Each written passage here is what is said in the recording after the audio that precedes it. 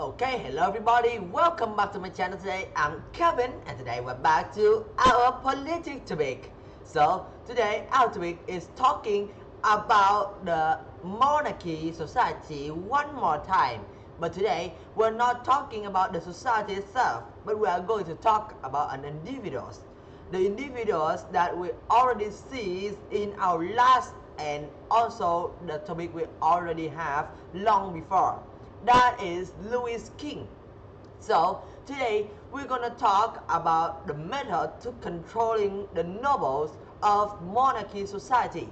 So for someone who don't know, the nobles is people who are very rich and have a wealthy family that have enough money to do things. And also they can take power from what they did for the citizens, and sometimes they could grow big enough to make a protest, or you could say that make a rebel from themselves and their citizens to the king, or you could say to the leader of the society. Okay, so after all, the nobles you could be easily called as people who is rich and also who have enough money to make the protest and rebel against the leader of any society.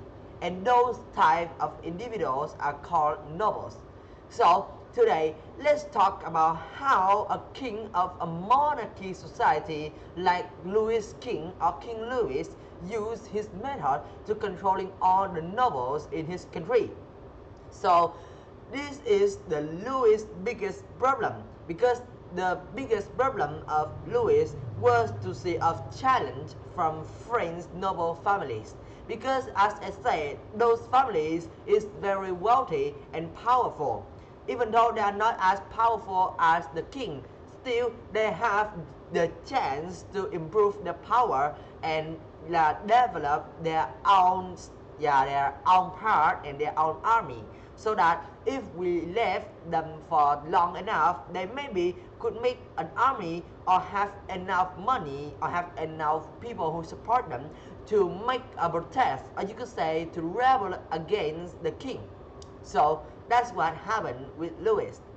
And because Louis know what will happen if he left the noble's family for too long, so he took a lot of time to thinking about the way that not harm those nobles, because this is the most wealthiest families in the country. And if that so, which means that he can take a lot of money from them. So he don't want to kill them or harm them at all. Still, they left too far.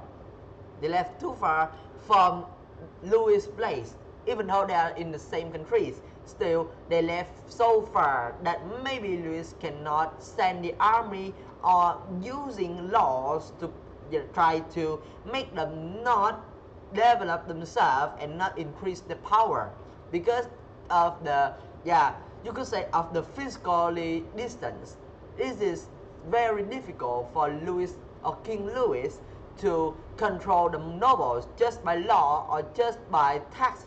So he think a lot and then he decide to do a very smart thing. He get out a law. Of course, it's still law. It's maybe not going to get everybody like to try to undevelop, or you could say that try to prevent the nobles family to being more powerful.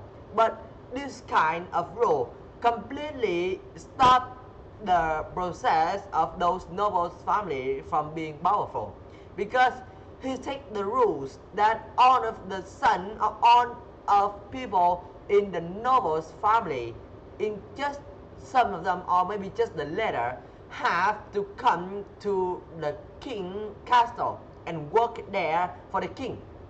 For example, every morning Louis wake up, maybe there's or some people of the noble's family will going to bring him tea, bring him breakfast, and until the night, maybe somebody will going to tell him a fairy tale, for example, just the examples. But yeah, that's how he take all of the nobles in all part of his country into just inside his castle. And that way he could easily control them because he could easily know what they want to do and what they're gonna do because they are in his castle. And that means he can get a lot of information just when they're trying to talk with each other about some things behind his back. He got a lot of way to take information inside his castle, right? Because after all, that's his place.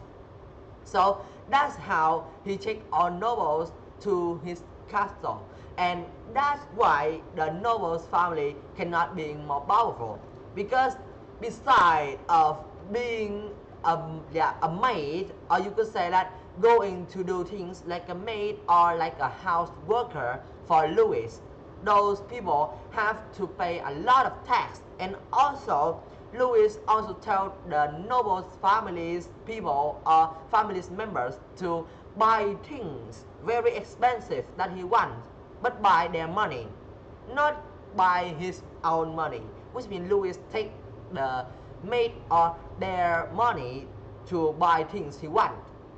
And in that case, those expensive things like quickly burn out their payment and also burn out their money in their pocket. So soon enough, they are going to lost in debt and they have to borrow a lot of money from Louis. This thing is very smart, or this action of Louis is very smartful because it's not just preventing them to be more powerful, but in the other side, it's also make the nobles families going to be dependent on him or depend on him, which means that they cannot live without him, and if he don't pay them the money or don't give them the money to borrow, they will soon die. So they have to depend on Louis, and that's how Louis also going to turn off the fire that want to make the protest in their eyes and also in the mind. Because if they protest Louis and they won, so that means they will out of money and cannot going to live normally. So in that case, they rather choose to make things that support for Louis instead of protesting him to get the right. Because after all, if Louis lose now, they will lose all the money and cannot live. So they go and try to protect the king of their nation, Louis. And that's exactly how Louis controlling the nobles and solve the problem of the protester in his country very easily, and also wipe out the threat from those families because they are too powerful. Okay, so that's all I want to talk with you guys about how to control a noble's family or nobles in a monarchy society. Remember, just in monarchy society, not in society like America. Okay, so that's all I want to talk with you guys today. Thank you for listening, and I'll see you guys on my next video. And now it's time for us to say goodbye then. See ya!